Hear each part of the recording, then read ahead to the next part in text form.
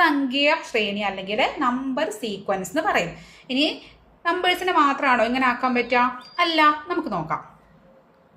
ഇപ്പം നമുക്ക് ഷേപ്സ് വെച്ചിട്ട്, അതായത് ഇപ്പം നമുക്ക് രണ്ട് സൈഡിൽ നമുക്ക് വരയ്ക്കാൻ പറ്റില്ല. 3 വശങ്ങളിൽ അത് ആദ്യം ത്രികോണം വരച്ചു, അത് 3 വശങ്ങൾ.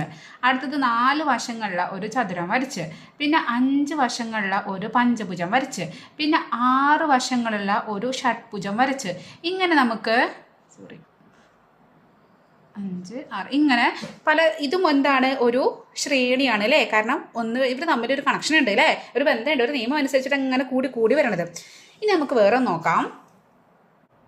ഞാനിതാ ഇവിടെ ത്രികോണം, ചതുരം, പഞ്ചഭുജം ഇങ്ങനെ കുറച്ച് ബഹുഭുജങ്ങൾ വരച്ചിട്ടുണ്ട്.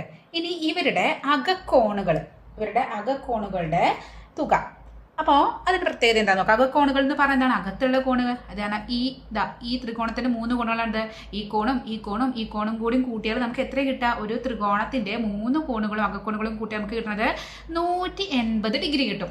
ഇനി ഈ ചതുരം അല്ലെങ്കിൽ സമചതുരോ അല്ലെങ്കിൽ ചതുരം എന്തോ ആയിക്കോട്ടെ, 4 വശങ്ങളുണ്ട് അതിന്. അപ്പോൾ അതിൻ്റെ അകക്കോണുകൾ പറഞ്ഞാൽ 1, 2, 3, 4. ഈ 4 കോണുകളും കൂട്ടി നമുക്ക് എന്താ കിട്ടുക? എത്ര കിട്ടുക? 360 ഡിഗ്രി കിട്ടും. ഇനി ഇവിടെ ഈ പഞ്ചഭുജാണെങ്കിൽ ഇവിടെ 5 വശങ്ങളുണ്ട്. 1, 2, 3, 4, 5.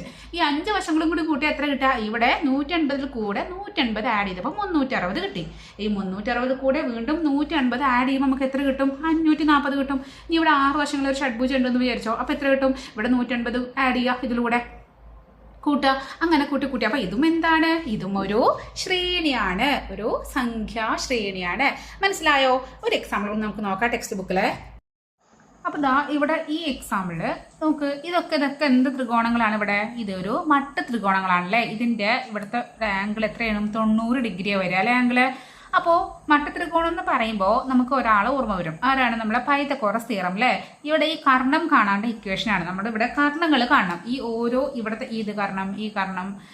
ഇത് പിന്നെ ഇത് ഇങ്ങനെ ഇവർ തമ്മിൽ വല്ല കണക്ഷൻ ഉണ്ടോ, എന്തെങ്കിലും ബന്ധമുണ്ടോ, ഇവർ ഒരു ശ്രേണിയിൽ പെട്ടതാണോ, സംഖ്യാശ്രേണിയിൽ പെട്ടതാണോ, അതാണ് നമ്മൾ നോക്കുന്നത്.